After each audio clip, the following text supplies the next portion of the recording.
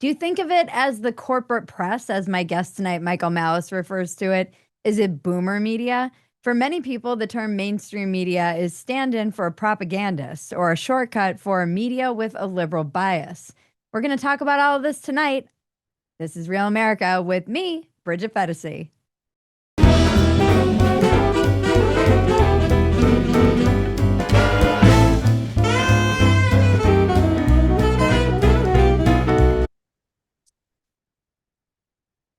All right. For me, the term mainstream media evokes a sense of nostalgia to a time when I had trust in our institutions and believed the Fourth Estate was speaking truth to power. I know. Silly. Back in the halcyon days before I was red pilled and knew better, before the internet leveled the playing field and the gatekeepers lost their power. Now I hear it, and all I hear is our president saying, the mainstream media. Some joke. I'm not great at impressions. The term mainstream media traditionally refers to established media outlets, major broadcasters like CNN, MSNBC, Fox News, BBC, NBC, CBS, and ABC. Outlets like the New York Times, the Washington Post, the Wall Street Journal, you know what I'm talking about, NPR, BBC Radio, and other widely syndicated networks. They used to have large reach. I'm not so sure about that anymore. They do have a broad audience, often national and international, and are accessible through multiple platforms like TV, print, and online. Once upon a time, they were thought of as institutions with professional journalistic standards and perceived authority. But for the past couple of decades, mainstream media has objectively been dying. Money problems, layoffs, bloat. They sucked at adapting to the digital world. They were way behind on that. And most importantly, there's been a complete collapse of institutions and with it, trust. It's a shit show. The media has been drowning for a while. We dove into the numbers using Pew Research Center surveys. Americans are abandoning mainstream media in droves. They believe that the media has failed to keep their promises and they've failed their duties. Gallup's first Trust in Media poll in 1972 found 68% of Americans trusted the media. And today it's 30%. That's insane. And this number is only that high because Democrats have more trust in the media since it caters to them largely. Among Republicans, trust in the media is only 12%. 12%. Republicans see journalists as biased, elitist, dishonest, and unrelatable. And that's mostly true. Journalism leans left and has gone hard left in the last 20 years. Instead of speaking truth to power, it became the power, or at least joined its ranks. And now many Americans, rightfully, feel like it's just the PR department of the Democratic Party. But the most popular, most mainstream outlet is Fox News because for a long time, it was the only game in town for anyone who wasn't a Democrat. Because of this, all by itself, Fox is more powerful than the rest of mainstream media. Here's what's crazy, though. According to most Americans, all of them are failing. None of them are trustworthy. It's not like Americans are straight up abandoning the news. They're migrating. They're coming here to places like Two-Way. About a third of Americans report that they use podcasts for news the way people a generation ago used CNN or Fox News. And over a half of them say that they trust the information they get. There's another reason why mainstream media is absolutely doomed, and it's because the decline in public opinion is way more than just red team versus blue team. Their audience is aging and not being replaced. Young Americans are leading the exodus. For them, indifference toward the media is practically unanimous, regardless of political orientation. They're abandoning traditional media and going to social media. We all know this. TikTok has become a news machine. In 2020, 3% got the news there. Today, it's 20%. Among 18 to 29-year-olds, it jumped from 9% in 2020 to 43% today. I'm not necessarily saying this is better. In fact, it might be worse, but it's happening either way. When an average Joe Rogan experience gets 10 times more than the views than an average CNN show gets, what does the term mainstream media even mean anymore? What does journalist mean? Elon said, you are the media now. We are all the media in one way or another. Who qualifies as a journalist and what counts as news? Our guest tonight is the author of several books and host of the popular podcast, You're Welcome, Michael Malice. Before we talk to him about all of this and you, some quick housekeeping. We'll go through it fast. If you want to be called on, you need to be on Zoom on camera and you need to virtually raise your hand by clicking the reactions button. If you aren't on Zoom and want to be part of our virtual live audience right now or in the future, click the link in the description below, or to get the Zoom link below, go to twoway.tv/Bridget Zoom. The Zoom link is the same link every time, so save it. This is your virtual diner with us. The voice of God that you're hearing is Cousin Maggie. Hello, everyone. Many of you already know her. She's my cousin and co-producer. We make a lot of other stuff together. Some of you are familiar with it. Dumpster Fire, Walk-ins Welcome, and all the other content you can find at Phetasy.com. Maggie is going to be monitoring the chat. If you have something to say and you raise your hand, Maggie will message you privately to find out what you'd like to talk about. She's going to help make sure we stay on topic. And she's going to reach out to you in the chat. So look for that DM from her if you're raising your hand. We can't guarantee we'll get to everybody, but we'll do our best. And everyone knows my number one rule, not Malice's, is don't be a dick. So please just don't be a dick and we're all going to be fine. I do give Michael Malice permission to be himself, however. And now a word from our sponsor, Quest. I'm trying to make my health a priority, and that's why I love Quest. Quest simplifies the medical testing process significantly, especially if you're dealing with an HMO like I am, because I'm a poor. No more waiting weeks for an appointment to see my doctor and then getting a referral and waiting weeks more for an appointment with a specialist that I needed to see. Just skip all that. Quest offers over 150 of the same tests trusted by doctors, including diagnostics for specific ailments like STDs, chronic conditions like heart, liver, and kidney disease, as well as testing that's almost never covered by health insurance, like fertility and advanced women's hormone testing or testosterone, whatever you want to check out. Quest also offers broad packages of tests that go way beyond the standard tests you typically get in an annual medical checkup visit. Concierge medicine and functional medicine doctors like acupuncturists charge thousands of dollars for these types of workups. Quest offers them for a night, for the price of a night on the town, not for a night on the town. Visit questhealth.com and use the discount RealMay25 and get 20% off your purchase. That's questhealth.com, code RealMay25 for 20% off. And let's get into it. Mr. Michael Malice, welcome to Real America. We will bring him up and we're going to be off and running. Is the mainstream media dead? By the Mr. way, Malice? I've used Quest for years, and I can vouch for it's affordable. You don't have to go through a doctor. It's very convenient. It's awesome. People should be more aware of it. So I'm not getting paid like you are, so I will endorse them for free. That especially guys and people out there who want to have more from it used to be. Here's the thing. I'll even tell you something else about this. This is just interesting. When Cuomo was governor of New York, he banned lots of these kind of personal blood tests.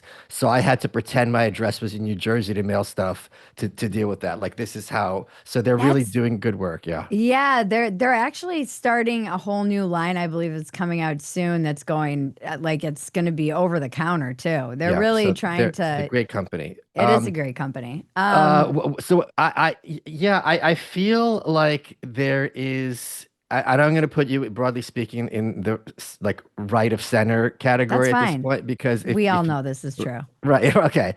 But I feel that there's this kind of Greta Thunberg idea that all these institutions, like you said, have collapsed, and they have not collapsed. Like, I'll believe the New York Times has collapsed when we're pulling the bodies out of the rubble. I'll believe the universities have collapsed when I see the professors on lampposts. None of these things have come close to happening. And I started doing Gutfeld again earlier this year. And there's this, you and I personally know there's this trope, Fox is dead, cable news is dead. So what I was told not to do during COVID, did my own research. And February, and that's the last time I checked. I hate that expression, but this is literally true. Last I checked, which was February was Fox's biggest month ever.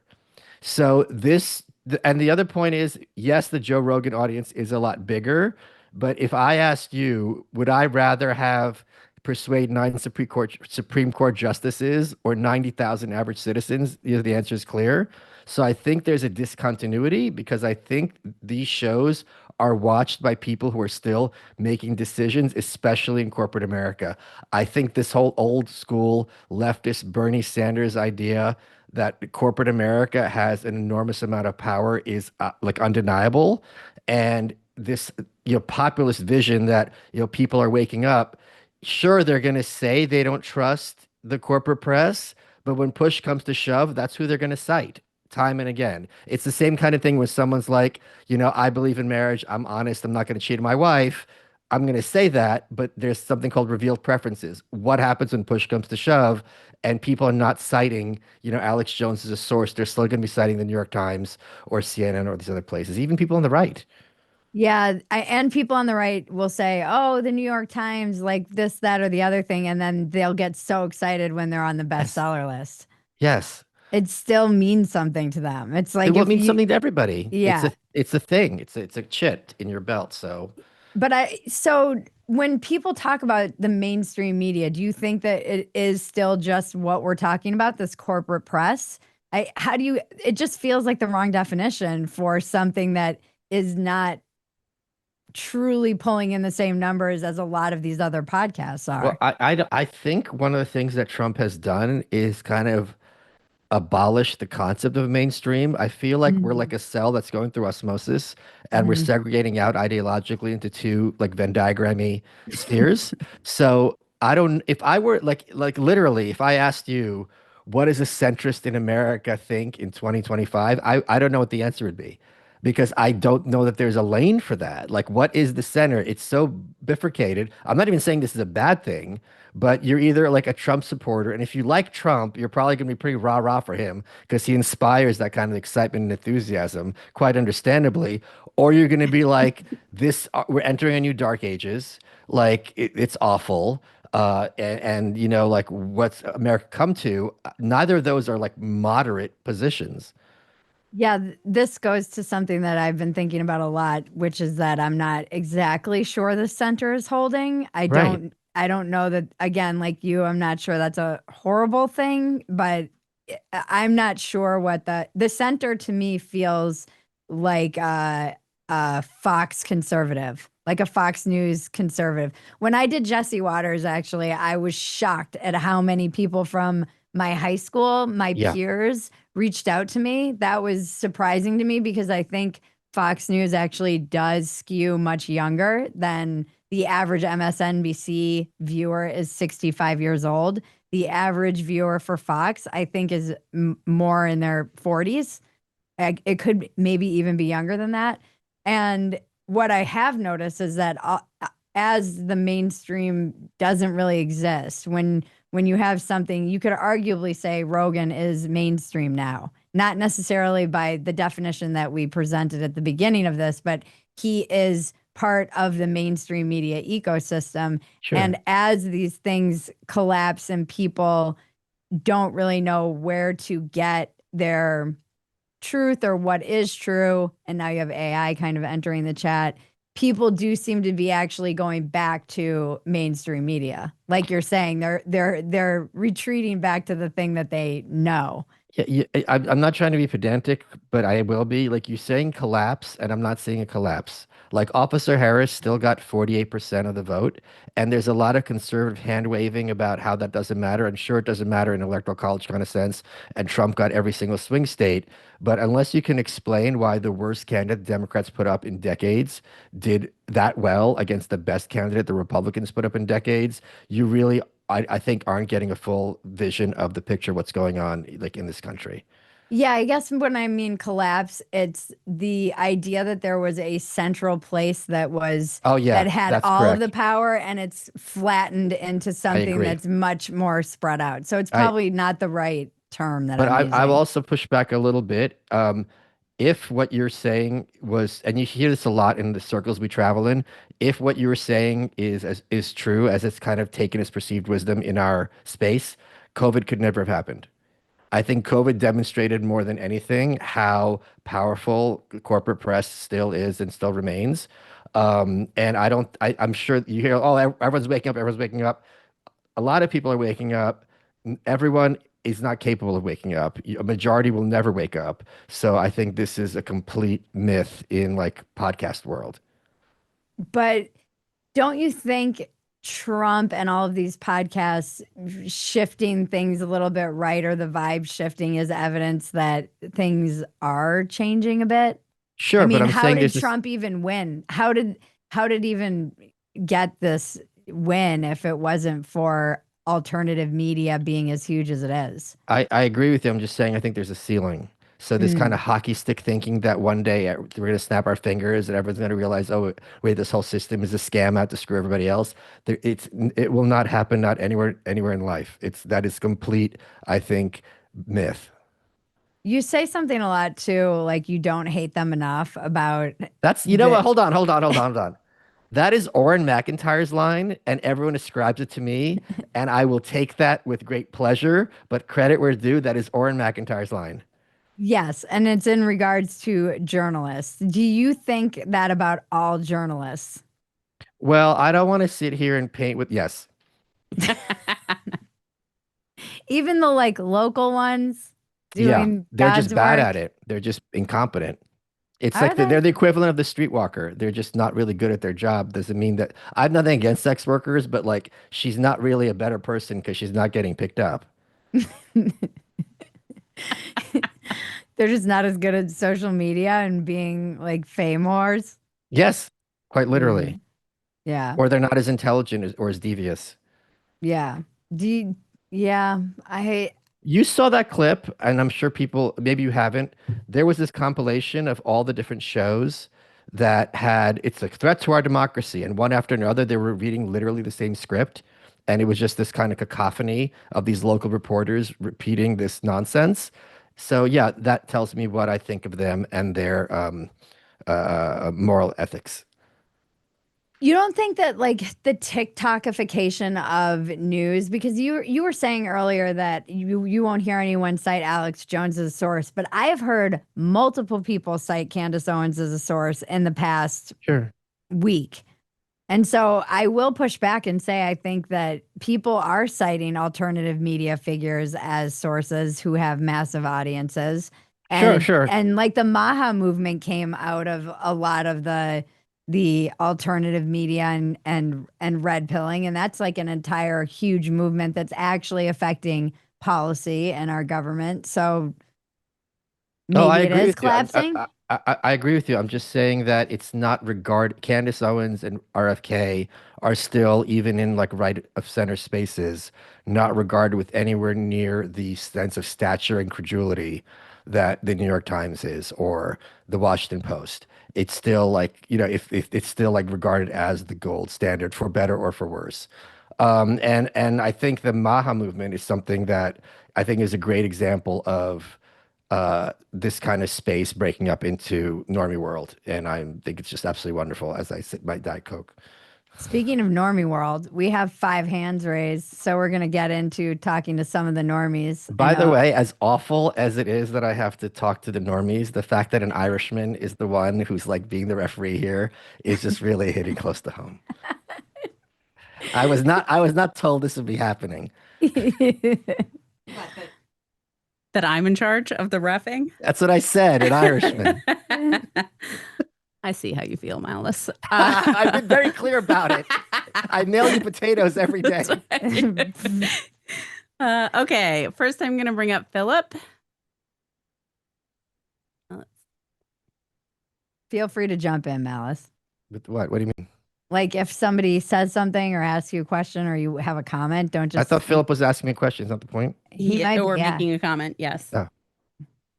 Yeah, so I was wondering what you think about the concept of the media still being kind of just a respectability media, because this is something that I has been really frustrating to me is whenever I talk to my friends that are more on the left side of the spectrum, and I bring up anything about COVID, I bring up anything about the censorship regime, the Twitter files, they don't believe anything about that, but and there's kind of like this also this argument. I call it like an argument ad Foxorum. Like if it's on Fox News, it's not real. Right. And it's this thing like Jeffrey Epstein. I heard about on Sean Hannity in 2004, but it didn't happen until it was on MSNBC or whatever else. It wasn't Sure. a real story. Sure. I think this is a great question. So I think 2 points. I'll get broad and specific. The average person doesn't look at things through a true false filter, but through an us them filter. So as soon as they hear it's on Fox, they're done. Okay. It's the same thing as the term racist. As soon as I can demonstrate that this policy person is racist, I can check out. My thinking is complete. I don't have to think about it anymore. Is kind of the move. It's a clever move. As for COVID, this I wouldn't argue. This is how I would argue with them. Whenever I talk to people, I always go within their framework, because if it's outside their framework, they're going to reject it out of hand. So here are two things you could talk about with COVID. Ask them, okay, if social distancing was efficacious, why didn't they bring it back in later waves? And if it wasn't efficacious, why do we do it to begin with? So again, you're not saying anything, you're not rejecting their framework, work within their framework. Here's another example. Why was it better for me to show that I was vaccinated a year ago than a vaccine test that I took this week that came back negative? Which is a better indicator that I don't have this disease, that I was vaccinated, which does not prevent the spread of disease, or that I took a test, which is not 100%, but certainly highly indicative that I don't carry it? And when you ask questions like that, they don't know what to do, and that's kind of your wedge into how to start deprogramming. If you say your framework is wrong, they can't even hear you. It doesn't make any sense. I'm just waiting. Bridget, can I make a confession to you? Yeah. I came up with the most perfect tweet last night while I was in bed, and it is such a nuclear bomb of chaos. I'm almost scared to deploy it. Okay? No, I'm not kidding.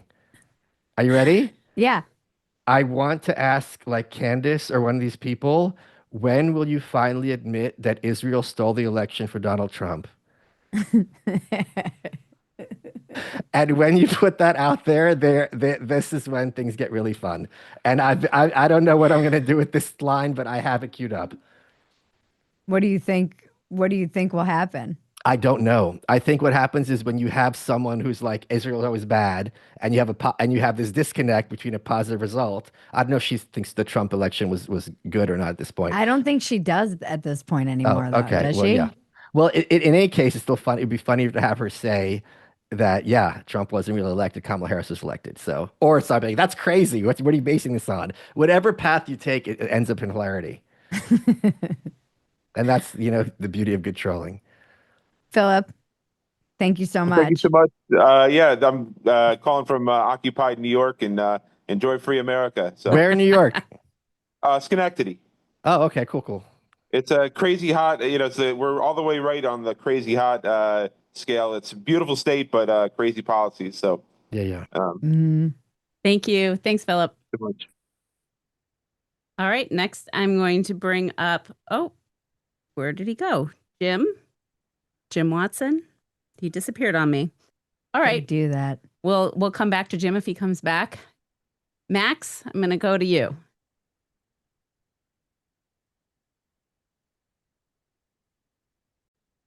Max always looks like he's about to go get in trouble.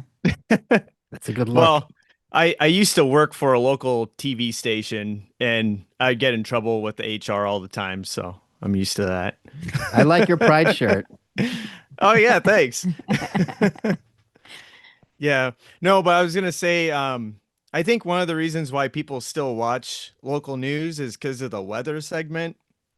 I don't think they really care about all the rest. They're just watching it for the weather. Or they're wondering, sense. like, what in their refrigerator is going to kill them. Everything. That's stupid. But But it he works. he makes a very good point, and I've made this point before. If you're anyone listening to this is having problems red pilling someone, right, about the media, imagine someone sitting you down and trying to convince you the weatherman's lying.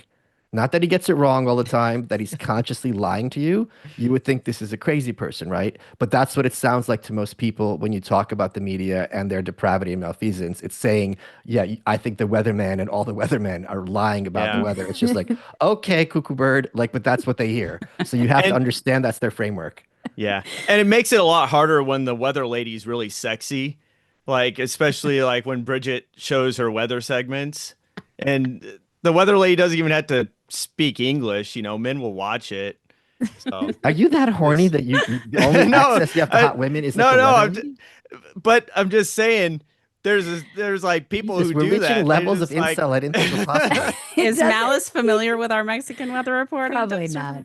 No. Probably not. Is there a Malice sombrero? doesn't consume our content. I don't consume any content. It's a monopoly. I'm just saying it's a monopoly that they have on the population. Just get some really sexy ladies on the TV, and then you Are suck you- them in. are And you- Max even- does look like a guy who's gonna start saying the 19th Amendment. no, I should- have a are you theory even about wearing it. I'm pants? like, that's why MSNBC is so bad, because they have like these really ugly ladies on there, and it's like, well, there's all your ratings. It's like, I don't know. I think Chris Hayes is kind of a lovely. She's got this kind of librarian look going. well, All that's right. my theory. Thank you, Max. We lost one. Oh, what's going on here? All right. It's dropping out. They're terrified of I malice. blame the Irish. It's totally my fault. All right, Season, I'm going to bring you up next. Oh, what a great name! Yes. Go. There we go. Okay. How about now? Great Yes. shirt. Okay. Thank you. Thank you. Thank you for the compliment on my name. Appreciate it.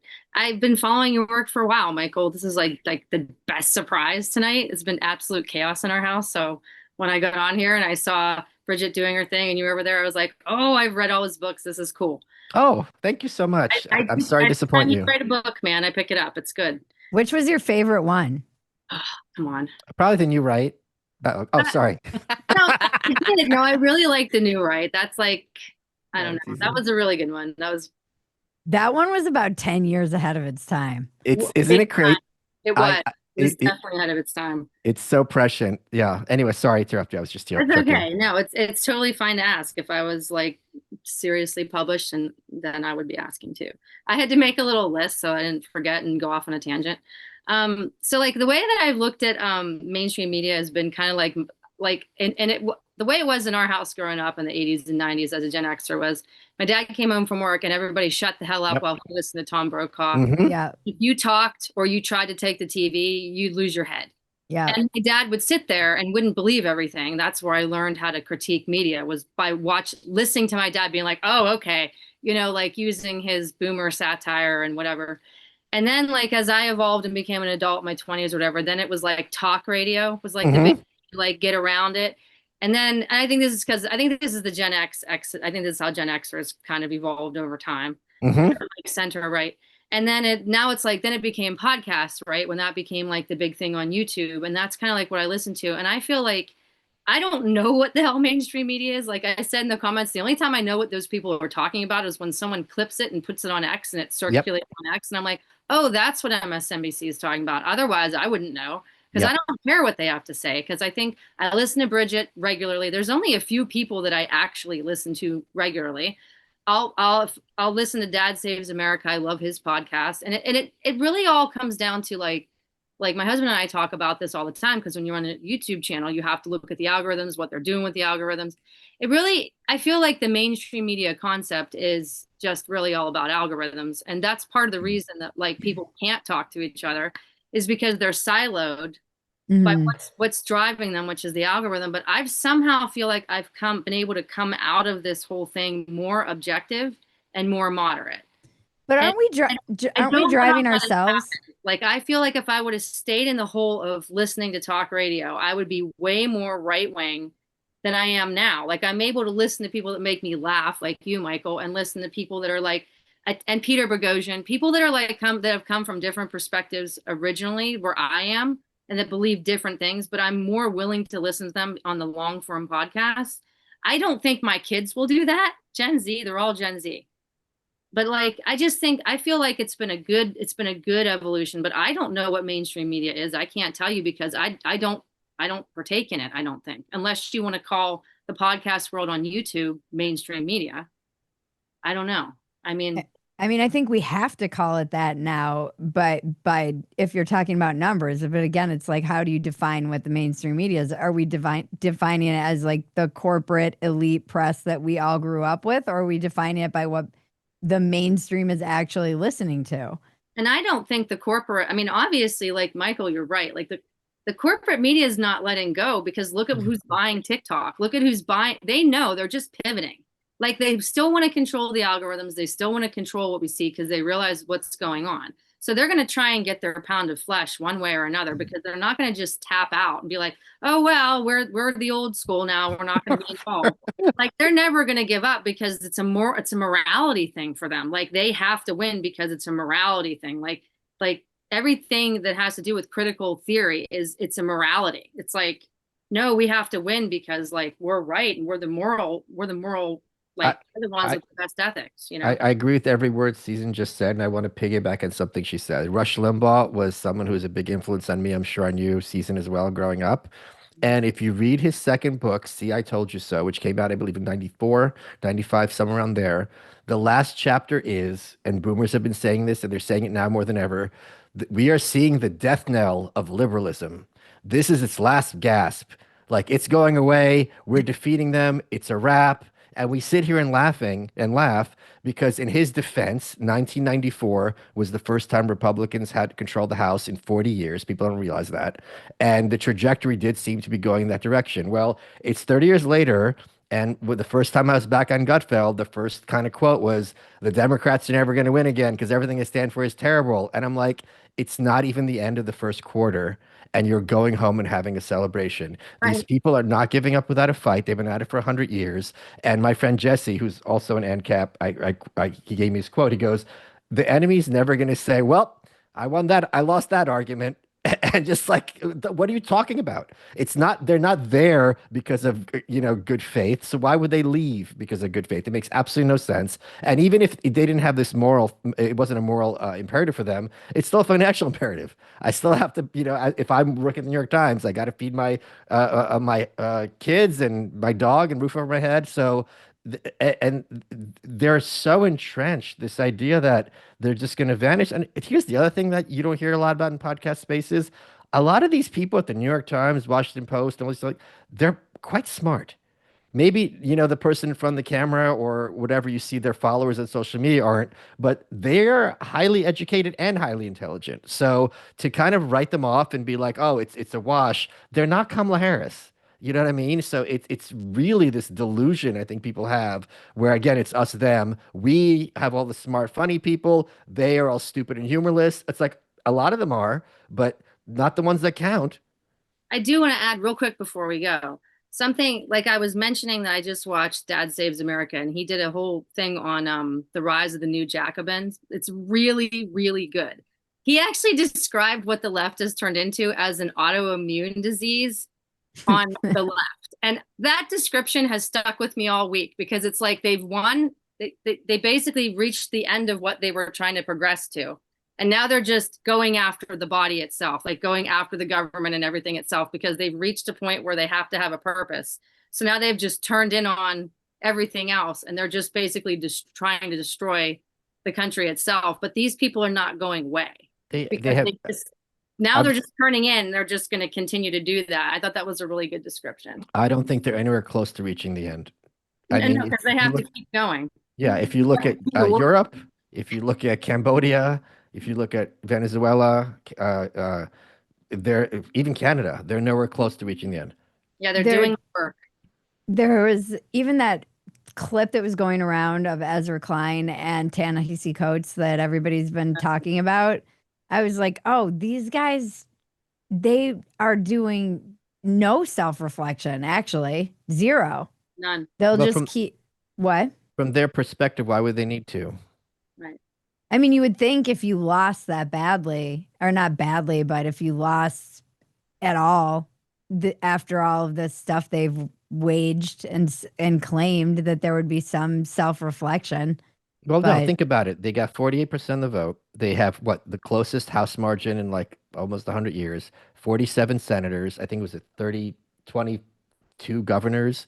They're in a real good position going into the midterms because all they have to do is figure out what issue Trump's going to fumble on, and he will fumble on something because not everything's under his control, and then you run on that one. They have a clean slate to be like to disavow everything they did in the past and just focus on one issue and beat it to death. They're also going to have great A/B testing for 2028 because they can run the Mamdanis and they can run the Hillary Clinton Biden corporate hacks, see which one resonates, and that's the candidate you put up as your presidential nominee. So it's really Like they're critical theorists. They're never going to stop their Marxists. They have to put in the work, and they don't work on the same. They don't even think of things the same way we do because everything is power structures. Right. So to them, it's like, okay, well, the power structures are winning, so we just have to fight against them harder. It's not even like I was watching Peter Boghossian talk about this today and break it down. Like it's they're not even functioning in the same world because they don't believe in truth. They don't believe in objective truth. So and debate isn't even a thing for them. It's like, it's just power structures. They're coming at things from a completely different perspective than you or I. There's no truth. There is just taking down the power structures, whatever they may be, colonialism, whatever Right. it is. And that's what drives them. They have to continuously put in the work to become the new man. Like learning about like critical theory and where all that's come from, it really makes these people make sense. Like you're just like, oh, they're just new Marxists, and they're just putting in the work to make it, to continuously break down these power structures that they believe are in the way. And that's what the you or I normies live in, is in that system. And they're trying to make things better for us. You know, they have a mandate. So Right. Malice, what is the end game? Of- Like, of- what's the world that they want to live in? So this is so progressivism and versus like the right is broad. I'm using this terms extremely broadly. The right has this idea that if the rules are fair, the outcome by definition is fair, right? So if me and you are playing Monopoly or any board game and you win 10 times out of 10, both of us, I think, would conclude, okay, Bridget's just better at this game than I am.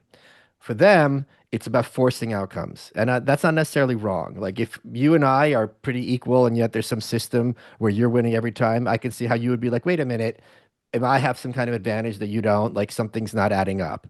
So for them, it's about constantly forcing outcomes. Now, since no person is equal even to themselves, you're not the same person you were before you were a mom or even a year ago. I certainly am not. No one listening to this is. Equality is literally impossible and ridiculous as a goal. So until they have complete equality of everyone, which is never, they will constantly seek to dominate and control literally every single space. One of the things I talked about in the New Right is there was a video game that was took place in the Middle Ages, and people were complaining there weren't enough black people in the video game in Europe, right? Because the point is, even imaginary video games that take place in history is not going to be free from their space and domination. So there's even like I'm sure you talked about this in your writing.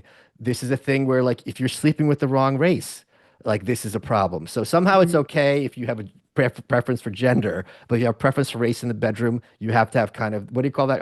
The training where they put electro loads to your genitals and kind of shock you. What do they call that? When they try to- Electroshock? Electroshock. No, there's a conversion therapy. This is just Conversion it's therapy. leftist conversion therapy. So we laugh, but the point is there's nothing that is regarded as outside their purview.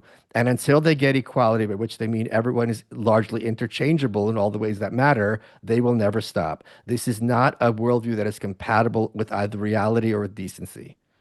It just doesn't seem like there's equality, though, because there's still people who are in power in this scenario. Well, they're doing it on behalf of of everybody else. So they're not really in power. The people are in power, is the argument. I mean, but they're not. Well, again, you're thinking like a right winger. So Oh, when they win, no. when they win, it's a mandate, and when they lose, it's disingenuous or Mhm. somehow illegitimate. when they lose, we're just stupid. Yes, People who voted are just stupid. but That's, in their defense, they're not entirely wrong with that one. If you look at who's voting, not everybody, but plenty. That's true. All right. Thank you, Susan. Oh, wait. What did you say at the end there? not me though. It's just those people that are dumb. Yeah. Everyone else is dumb. We're the smart ones. Yeah. Of course. Thank God. No, I'm definitely dumb. All right. I'm going to bring up Curtis next. Guys, we're a little low on hands. What's going on? Everyone's scared of Malice. Yeah, everyone's a little intimidated by They're Malice. intimidated by Malice. They know that he doesn't like, he's basically got in the petting zoo today. Malice always says that I'm like an animal in a petting zoo with my audience. I said that once. It stuck with her. You always say You it. say it in her head all the time. Yeah. I said it once. I feel like you've said it more than once. Maybe. I know I agree that you feel that I've said that more than once. And now he's in the petting zoo. Welcome. This is what it's like. Hi, Curtis. Hey there, Bridget. Malice, pleasure. Hey, I'll lay out kind of a thought about my thoughts on journalism and AI, and like to get your comments. You know, I did a search recently for one of the cartoons that Gavin Newsom had put out. I thought it looked like a Nazi cartoon. And so I did a search and added a few things to the prompt, and it came back with, probably about a page and a half of information about it. And it struck me then and a few other times that the results of the search in Grok are getting they're obviously not there, and they're obviously sometimes hallucinating, but they are getting good enough to where they feel like articles or something tailored to you based on your search input. So I wonder if we're sort of I feel like we're in sort of a short age in which, as AI gets better and it gets better at our preferences and we get better at prompting, it will have this period where we can really go out and get, quote unquote journalism. The line for me is blurring a little bit. It also makes me realize that, things like, how people are saying with Wikipedia, the bias of the sources, or if you looked at the Gemini launch where, like Michael was saying about the video game, you remember all the, the black Nazis and everything wouldn't show you a white person if you asked about the founding fathers and so forth. So I don't know, I'm excited about AI and I'm excited about tailored journalism. I mean, you could even create criteria for yourself where it would go out and create articles for you and feed them to you. But then at what point does the power transfer so much to, Google and Elon and, OpenAI, that it becomes problematic? Something, Orwell would probably not even have conceived of. So It's thoughts? not Orwell, it's Huxley. So I think this is Brave New World coming true very quickly. I'll give you a couple of examples of AI, which I find absolutely terrifying, and I don't think other people have really commented on this. Um, I remember, like, it was like 5 years ago, someone on Twitter was arguing with me, and they pulled up my Wikipedia, and I said, although understand why you think you have a better perspective on my biography than I do, I still have to disagree. But they were doing this without any kind of sense of shame. Like, there was something on my Wikipedia which was incorrect, and they just screen capped it and shoved it in my face. And I'm sitting there and was like, holy shit, this person has not only self-awareness, but no self. I'll give you another couple of examples. I talked about this recently. I put up a picture of Tom Woods, the very failed podcaster. We did a cartoon series together. And someone asked Grok, who is this in this picture? And they said it was Bob Murphy, and that it's from my graphic novel, Ego and Hubris. And when I was arguing with Grok, it was telling me, no, it's definitely from Ego and Hubris. So not only did it get it incorrect, which I can understand, it also was incorrect about its degree of certainty, which is very scary because if I'm someone asking it a question and Grok is telling me I'm certain of this answer, I would probably listen to it. So whoever's programming Grok is going to kind of go in that direction. We see another case where I just recently wanted to have a picture of Charlie Kirk shaking hands with George Floyd in heaven to put it up there to upset everybody. It wouldn't let me do it. It wouldn't let me put up a picture Really? of George Floyd, although 3 months ago, it would let me do a picture of Hulk Hogan shaking hands with George Floyd in heaven. Same thing we saw with Facebook when it started. Facebook doesn't have a dislike button. It has only a like button, right? So kind of in 1984, going back to Orwell, where you could say good or ungood, but you couldn't say bad. And it was kind of forcing your thinking through language in a certain direction. So I think we are at an exponential rate. People are outsourcing their thinking to AI, which means whoever controls that algorithm is controlling huge percentage of the populations. And that's happening right now in real time. And I don't think there's any remote chance of anyone doing anything to stop it or even slow it down. Well, it's interesting too, because, we've already started to experience this where the ability to monetize good journalism has been reduced because the newspapers and the way they've failed. And so you don't have as much good information. Well, as my custom search is more appealing to me than me having to go out and read 20 articles and build the whole model Right. of I'm interested in my mind, I'm going more and more towards Grok. So as it gets better, does the source material get worse? For me, when I think of journalists, like in standard, like in the traditional model, like Matt Taibbi, Schellenberger, Greenwald, people like that, I like to listen to. But someone like an Abigail Schreier, that's more like a blend of a journalist author. So that source material and that business model seems to be holding up better than the the daytime news. I mean, you Sure. could get news on Twitter, and when like I like to think, we're all the media now. We're all in trouble because anyone can say anything on there. So I think the need is for validation of source material, especially like what you're saying, Michael. I think Grok's doing a good job, at least, of putting the link to the thing that showing you what it's Sure. in. I can go back to the source material. So anyway, But your definition of I think the average person's definition of better is that which validates their preconceptions. So right now, if I want to have Grok demonstrate to me that Trump has Nazi-like tendencies, they could pull up 10 sources very easily. And if I can have Grok prove to me that Trump has anti-Nazi tendencies, they could pull up 10 sources very easily. So the more the algorithm runs, the more it's going to validate whichever preconception I have. So again, whoever is, garbage in, garbage out, whoever is kind of nudging it in one direction or another. Who was it? There's a movie called The Creepy Line, which I had on my show, and Dr. Robert Malone, I think is his name. I forget the guy. It's not Robert Malone. I forget the guy's name. And he had the point. He goes, "Here's how Google can massively influence the election, or right. Yeah. Facebook." Rogan talked Right? to that guy. Yeah. Yeah. So, well, just for people who don't know, it's let's suppose I have an ad that says go out and vote, right? And I only run this ad for people who liked Hillary Clinton on their page, and I don't run it for the Donald Trump people. And they did the math. It's going to, we don't even need to do the math. It's certainly going to skew one way or another, right? So that's a very easy way, in an invisible way, for me to move elections one way or another. Or I think it was something for Google when you search for Hillary, the top 10 articles, not the first page, 9 were positive. You search for Trump, 9 of them were negative. Now, that could be an organic thing based on how they're each being reported, but the result will certainly shove you in one direction or another. Well, and I think that was something you said earlier that really stuck with me was talking about the average person doesn't see things in terms of truth or whatever. They see it in terms of in-group, out-group, or whatever your language Us, was. them, yeah. Us, them.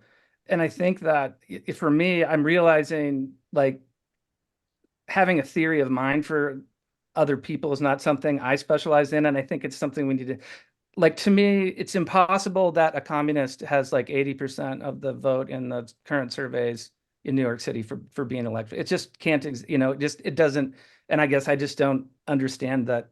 80? Where do you see 80? It wasn't it. Well, was it 80, 85? I don't know. Somewhere on No, Twitter. 40. But even still, yeah. Oh, maybe it was an 80% chance of winning. Maybe Oh, okay. that's what it was. Yeah. So, but whatever it is, the number is inconceivable that he's even in the race leading. So anyway, I guess what I'm saying is having a theory of mind for that's different than your own, understanding, like, and then positioning things in the way that the person that you're talking to, that's something I think a lot of people don't even consider, and it sure seems important right now. Yeah, one of the things public schooling does, and this is by design, and one of the reasons I hate it, is it beats this idea of universalism into everyone's head, which encourages everyone to think that all human beings are basically the same underneath, right? I've never met you, but like push comes to shove, we're all the same underneath. That's completely untrue. Like a lot of people, not first of all, broadly speaking, most humans are not capable of empathy, by which I mean understanding a point of view they don't hold. But to even some people like us who are kind of interested in politics to realize a lot of people have no one inside, that is something that's just not even brought to the table. And that I think actually is an accurate representation of majority of human beings. Thank you, Curtis. Thanks, Curtis. Is it true too that there are people with no interior monologue? Yes. That was mind blowing to me when I found that out, because It's a that's why lot. I used heroin. Wait, To what? shut yourself up. That was why I used heroin, like to shut up my internal monologue. Wait, you didn't use it because it feels really good and everyone should try it at least once? That obviously. All right, I'm gonna bring up Murphy next. But mostly just to shut it up. That's interesting. Okay. I would think Coke would help you with that because then you could Oh let it God, out. no. Coke is just Coke makes the voice run faster. It's like throwing gasoline on the fire up here. Okay. Well, that's the name of your dump. How many shows do you have at this point? Like, This is an Good Lord, ongoing Lee. joke on every show that I go on now. It only makes me want to dig in even harder and start another show. Hi, Murphy. Hey, Maggie. Thank you for letting me be able to be on the show. Michael, I am such a fan of you, and your books are on my to be read book. I'm to be read list. I'm sorry I haven't gotten there, But of course, at this moment in time, it seems like we're in a particular moment in history. Your specialty of some of the books that you've written and your experience has been what happened in the Soviet Union. Mm. And so people went in a fascist direction back in the day with the Russians, and they went one direction, and the culture very changed. I wonder if there are historical examples of people going from fascism or other some kind of lockdown totalitarian censorship into a more freedom way, and if you have examples and what we might be able to look at from I those. literally just this week finished a book. I want to double check the title because I'm 99% sure I have it right. But it's What a Fortuitous Question, to the point it almost sounds like it was scripted for me. The book I finished reading this week was called Exercising Hitler, because the question With an was O, with an O. Yeah, right? not it wasn't doing Sig Heil's Like, to I just imagine jazzercise. Hitler doing Pilates. Yeah. And the question was, okay, it's 1945. The Allies defeated Germany. What do you do with a population where the entirety, like a huge generation, was raised hearing Nazi propaganda from the time they were born until 1945? Like, what do you do with them? And how do you kind of purge them of this? And I was reading it, all excited, and they were kind of like, they didn't. Like their whole, what ended up happening is because Hitler long story short, there were all these promises, Thousand Year Reich, we're going to take over, we're the master race, we're better than everybody. And then they got their asses handed them really, really hard. Food is scarce. For a lot of people, I talk about this in my North Korea work. It's really easy to teach a population that the great leader Kim Il Sung is the most wonderful human being who's ever lived. It's really hard to tell a population it's good that you're starving, that you can't feed your kids, or that you had less food this year than last year. So at a certain point, Maslow takes over. I think one of the things is we're very privileged as Americans because this is very recent. We don't have to worry about food. And, so much of human history is how am I going to get the next meal? And once Mhm. that's solved and once shelter's solved, it's like, okay, we're going to worry about other things. So that it's kind of that situation. Russia, obviously, 91 was another example of shifting from a totalitarian state to something more liberal. And there's no way these transitions ever go well. But I think broadly speaking, we're nowhere close to totalitarianism in the States. And I think we all dodged a huge bullet because I think it's very clear. And Hillary was talking about this in 2016 she came up with the thing fake news about censoring the internet and doing what they're doing in Canada and especially in the UK. This is something that the Democrats have been champing at the bit for a long time to people are getting the wrong conclusion. Like we talked about earlier, like progressives want to force an outcome. Look, I'm all for free speech, but look what ends up happening. People are thinking crazy things. We got to figure this out. So we've dodged one bullet, but there's plenty left in the chamber. And to your question, the only way it really works is it's like if you don't understand politics, I loved all those books behind you, by the way. I was looking at all of them while you were asking the question. I'm very impressed. If you want to understand politics, I'm not joking at all. It's going to sound facetious.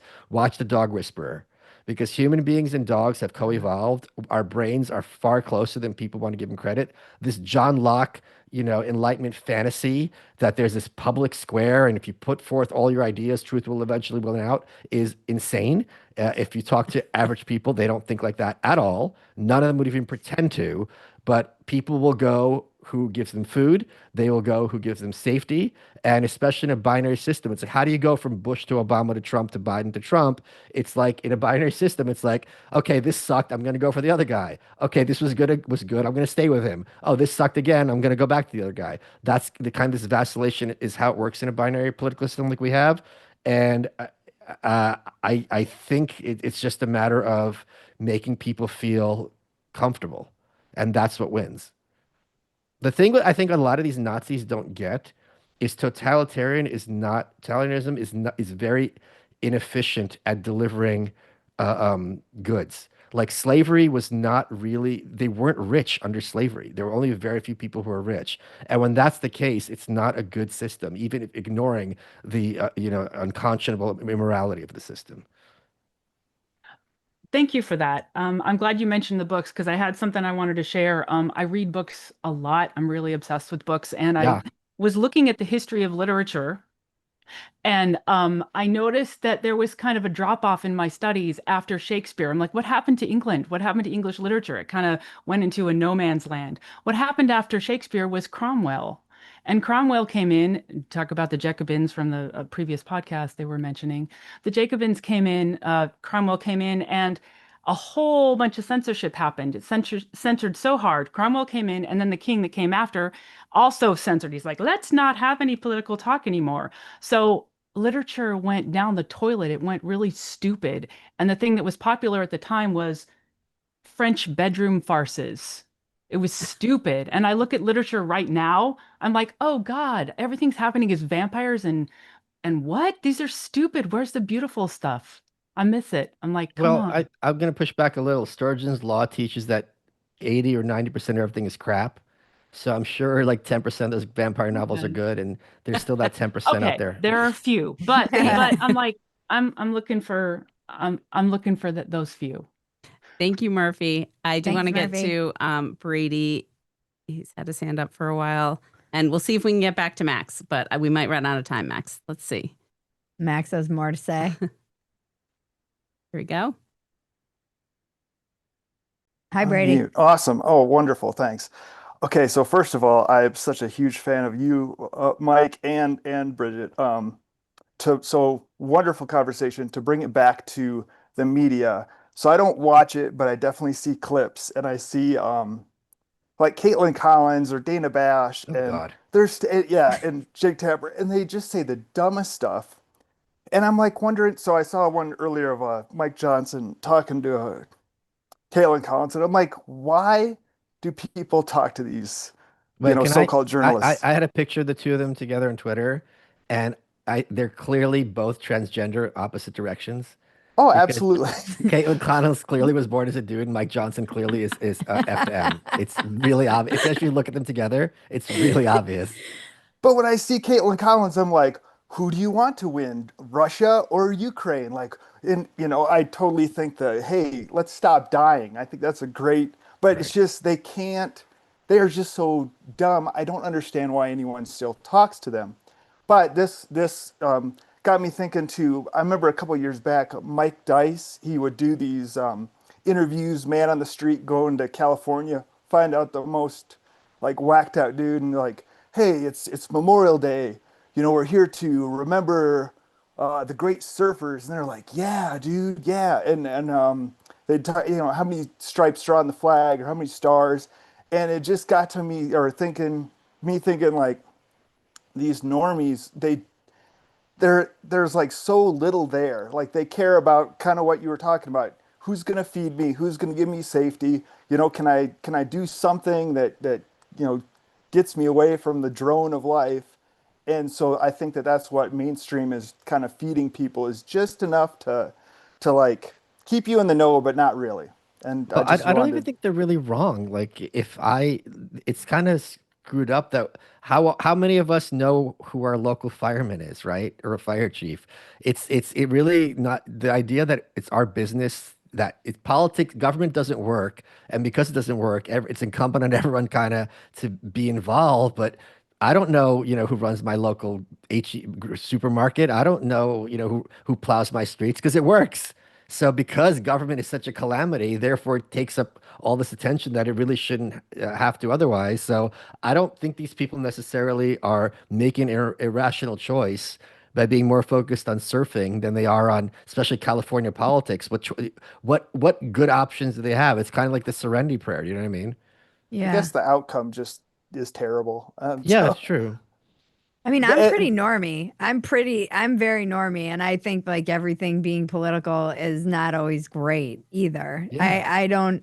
I want to just be able to go bake bread and hang out with my family. And I think it's weird to do this and then get on stage and do jokes that I've been working on online or on Dumpster Fire, or there's a story that everybody in my circle knows about online, and then you get on stage in front of a crowd of people and it's maybe two Right. people have heard of it. So it always is a reminder to me that I'm in another bubble, which is a political bubble. And Yes. there's a very small fraction of people who even pay attention to it. And it feels outsized to me because it's what I do and everyone I know who does this and people like you who pay attention. But it's actually, when I get on stage in front of 300 people, not anyone has heard usually of something that is everybody's talking about online on X. And to that point, there is a big section of the online space who thinks they're going to sell some version of Nazism to America. And I would encourage you to go to a supermarket and look around who's there buying food and imagine going up to them and trying to sell them that Winston Churchill was the bad guy and we should have turned up with Hitler in World War II. They would be more amenable to hearing about transing their kid than this kind of stuff, even regardless of whether it's true or not, which I obviously don't think it's true. But this is kind of the like right wing version of transing your kid. That is like a little bit what it is. The point is they do think, 2028, that's going to be our year. And it's like, I hold on. I really think people underestimate the Democrats. I think they so are too. letting people run their mouths a lot in this space, and they're going to pull those quotes and play them for Karen, who is the swing voter in every election.